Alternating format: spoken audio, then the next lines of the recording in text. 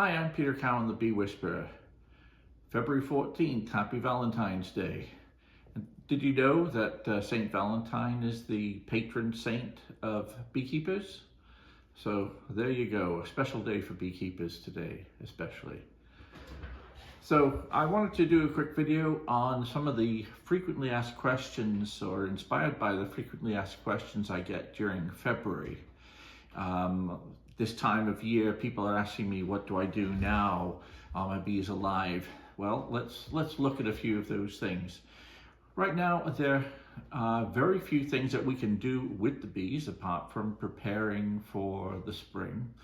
But regarding the bees themselves, we're looking for signs out there that the bees have been flying a bit on days that are warm enough.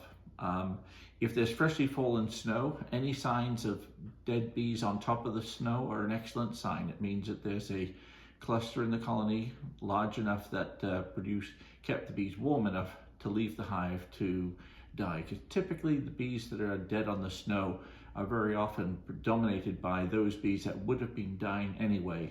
And rather than dropping to the bottom of the colony, they try to leave the hive to die. Perhaps some of them, I'm sure, crash and burn in the snow because they get chilled, but I'd say it's very few by comparison. The other thing is you may not see a lot of flying, particularly if your hive is well insulated. If it's well insulated, that means that they're not responding to the fluctuations of the temperatures so much outside. If they needed to get outside to do cleansing flights, they would do. Especially in days in the 40s and that sort of thing. However, if we start getting days in the 50s and you're still not seeing any cleansing flights, chances are your colony's died. You will probably see, even a modestly live hive, you'll see a few cleansing flights or a few dead bees in the snow in front of a hive, even with a small cluster when we're starting to get into the 50s. But we've had one or two of those days, and I've got hives that I know are alive, but there are no signs of bees flying. If your hive is well insulated, all is not lost. If they are not well insulated, typically, if the cold didn't get to them, when it does warm up, you see those hives tending to do more cleansing flights earlier because they've warmed up due to the sun shining on the hive. Rapidly changing temperatures in the hive is not a good thing. It does not help the bees survive the winter. Once upon a time, I thought that the sun shining on the hive, warming up the inside of the hive, was actually a good thing. I'm more of the opinion now that's actually counterproductive. Not only does it use up more honey, but it can result in bees dying as a result of not being able to get back into a cluster sufficiently quickly to stop them chilling down on particularly cold nights, particularly where the temperature drops very, very quickly from a warm day to a very cold night. And we're just in a spell where we've just had that, where we're getting a few days where we've had 40-degree plus days. And then last night it was below 0 Fahrenheit. Now today it's about 15 Fahrenheit. It is a bitterly cold day. Fortunately, looking at the longer range weather forecast, it looks like this might be the last really cold day that we get for some time. And by then we're into March, and we don't usually get very many bitterly cold days. Then we get some raw days, but not bitterly cold. So from here on in, we should be on our way up. Don't open the hives to check to see if they're alive. At least not yet. Usually wait till mid-March before doing that.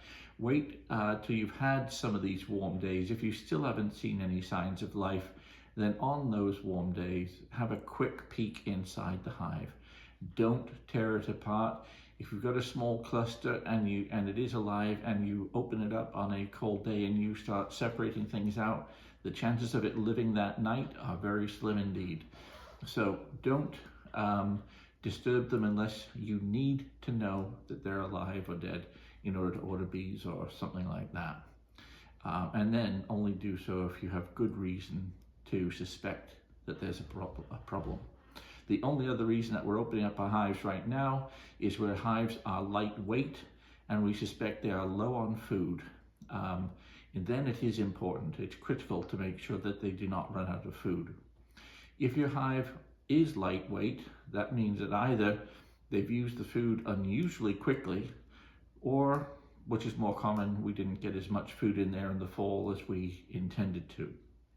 So don't open up that hive unless you've got reason to.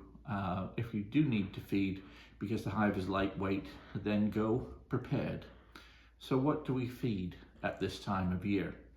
If we are feeding your bees, we're still at the point where we're feeding them only, at least up here in Maine, we're only feeding them a dry type food. That is sugar cakes or winter patties. And be sure that a lot of folks confuse winter patties and pollen patties. They are two very different things.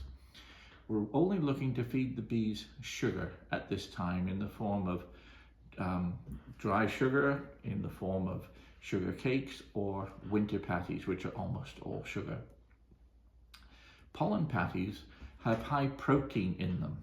They're mixed with a bit of sugar, true, but the pollen patties are there to stimulate or to feed brood in production, to feed young bees. If you feed pollen too early in the wintertime, it's going to stimulate the production of brood. Once brood is being produced, your colony goes from maybe eating 1 or 2 pounds or 3 pounds of honey a week to 5 or 10 pounds of honey per week. And so the supply of honey that you have in the hive will get used up extremely quickly as brood starts to be produced in larger quantities. So you only put pollen substitute or pollen patties in before the natural pollen flow in order to stimulate brood production in those hives that have enough sugar or honey stored in their hive to support that. The other time that you can do that is if it's warm enough to feed a liquid sugar syrup. Further south, that may be the case. You might be getting days in the 40s and in the 50s 3 or 4 times a week. If you are, it's warm enough to feed sugar syrup. Here in Maine, we're getting a day, we've had maybe one day that's nudged 50. We're due another one this week. That's not enough warm days to support bees being able to eat a liquid diet, which means it has a higher water content, which means they have to go out on cleansing flights very frequently. So once we start getting 2 or 3 flying days per week, and that's usually sometime in March for a week or 2, and usually throughout April, then you can start feeding liquid sugar syrup, and then you can have the pollen if you like. But what happens by that time, we normally have a natural pollen flow. So what do we do before that? Can we help them out in any way before that? We can. If we do have hives that are well supported with sugar and honey in the hive, then we can start feeding them dry pollen. And for that, to feed them dry pollen, we don't put it in the hive. They won't eat it that way. But you can put it outside for the bees to forage on. Now, feeding them that way is going to be relatively small amounts. You are not looking at really bulking them up with pollen unless you're really applying a lot of pollen substitute to them. And usually this will only go ahead until the natural pollen is available in the trees. As soon as the willows are producing pollen or the maples start producing pollen, they won't touch that dry pollen substitute. But over the next few weeks, once we start getting days warm enough to fly, I'll be putting some dry pollen substitute out for the bees to forage on. I don't put huge quantities out yet. I just put enough out to stimulate a little bit of interest and for my own amusement. Come nearer to March, when I'm wanting brood to start getting reared, then I might be putting large quantities of dry pollen substitute out if I know my hives are well stocked with honey. Pollen patties are very useful to put in at that time also, but once the pollen patties have their biggest use are for when the bees are in the process of rearing brood already, but you have a spell of bad weather, a week or 2 weeks of bad weather, because remember, pollen only, it comes in and gets used up really quickly, comes in, gets used up really quickly. And so there's a sort of just-in-time storage of pollen. And if the bees are rearing a lot of brood, they use up that pollen store very, very quickly. So that's where pollen patties become really useful, because it means that the bees don't have to stop producing larvae, because if they run out of pollen in the hive, they'll shut the queen down from laying eggs, and they'll actually start cannibalizing the eggs and the youngest larvae, because they know they don't have enough pollen to feed the developing brood. So pollen patties stop the bees doing that and allows the production of brood to go unchecked. If the brood production is checked, that really will slow down your growth of your hive. But remember, only as long as there's plenty of food out there, and once we can start feeding sugar syrup, we can ensure that they've got plenty of food, because just the sugar syrup its own right acts as a stimulant as well. The other questions I might hear are, when can I take my bee cozies off? When should I do a reversal of my brood chambers? It's way too early for that here in Maine. There is absolutely no benefit in taking the bee cozies and the insulation off the hive until it's in the way of doing what you need to do with the hive. You can even inspect the upper brood chamber with the bee cozies in place. There's no advantage to taking that cozy off until you need to go into the brood chamber below. And I usually don't take cozies off until at least sometime in April, and that is when we have warm weather anyway. So remember, no advantage of taking the insulation off your hive. The warmer the hive is, the bigger the brood batch they can be rearing. So leave the cozies on until they're in the way. I would normally not take them off until May. And finally, reversing brood chambers, the same can be said for that.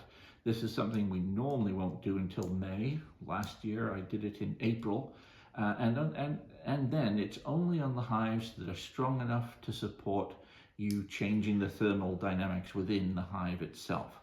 Because what happens when you're reversing the brood chambers is you picture your bees have grown up in your two supers here, and the bees have moved up into the upper brood chamber, leaving this one relatively empty.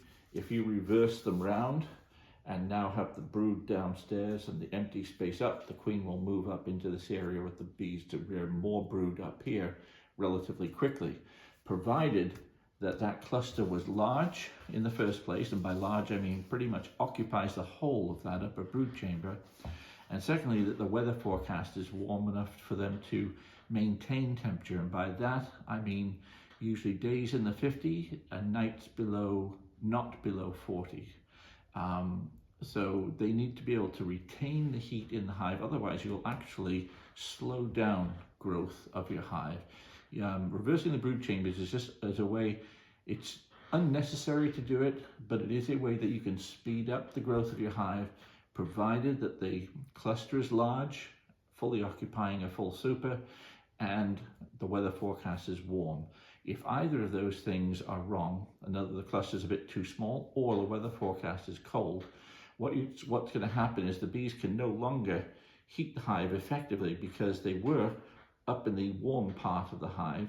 If you move the bees down there and they have to heat all of this, because all the heat's going to rise off that cluster, if they're going to have to heat that upper brood chamber as well as the lower brood chamber, and it's cold, they're going to have to hunker down more, and that means they might even start having brood that's chilled.